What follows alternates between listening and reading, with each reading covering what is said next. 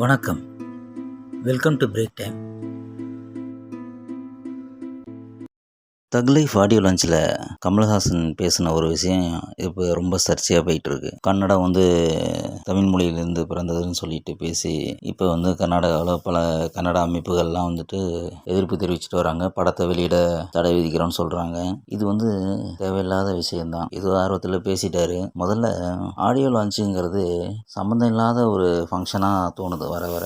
ஒரு படத்தோட audio லான்ச்சுக்கு music டைரக்டரும் அந்த படத்தில் பாட்டு எழுதின பாடலாசிரியரும் கௌரவிக்கப்படணும். என்னென்ன பாட்டு, இந்த பாட்டில் என்ன ஸ்பெஷல் அப்படிங்கிறத ரசிகர்களுக்கு சொல்லும்போது அந்த படத்தை பார்க்கணுங்கிற ஒரு ஆர்வம் வரும். அது படத்துக்கு ப்ரொமோஷனுக்கு உதவும். அதை விட்டுட்டு தேவையில்லாத விஷயங்கள் தான் அதிகமாக ஆடியோ லான்ச்சில் பேசுகிற மாதிரி தோணுது. தக் லைஃப் ஆடியோ லான்ச்சிலே ஒரு இடத்துல கேட்கும்போது பாட்டை கேட்டிருக்கீங்கன்னா நான் இன்னும் முழுசாக கேட்கலன்னு கமல் சொல்கிறாப்புல. அதுக்கு ரகுமானும் டைரக்டர் ஒன்றும் கேட்கல அப்படின்னு சொல்கிறாப்புல. இது பெருமையா என்னன்னு தெரியல. இப்போ இந்த விஷயம் பூதாகரமாகி மன்னிப்பு கேட்கணுங்கிற லெவலில் நிற்கிது. அதுக்கு நம்ம கமலஹாசனும் ஏதோ பேசியிருக்காரு.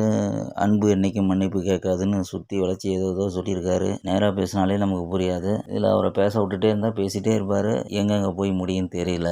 அதனால் ஃபங்க்ஷன் எதுக்கு வைக்கிறோம், எதை பற்றி பேசணும், அதை பற்றி மட்டும் பேசிட்டு வந்தால் ஃபங்க்ஷன் கரெக்டாக இருக்கும், ப்ரொமோஷனும் கரெக்டாக நடக்கும். அதை விட்டு இந்த மாதிரி கண்டதையும் கிண்டி கலரிட்டு இருந்தால் வெளியில் போகிற ஓனான வேட்டியில் எடுத்து விட்ட கதையாக தான் போகும். உங்களுக்கு இந்த சேனல் பிடிச்சிருந்தா மறக்காமல் லைக் பண்ணுங்கள், கமெண்ட் பண்ணுங்கள், ஷேர் பண்ணுங்கள், சப்ஸ்கிரைப் பண்ணுங்கள். தேங்க்ஸ்.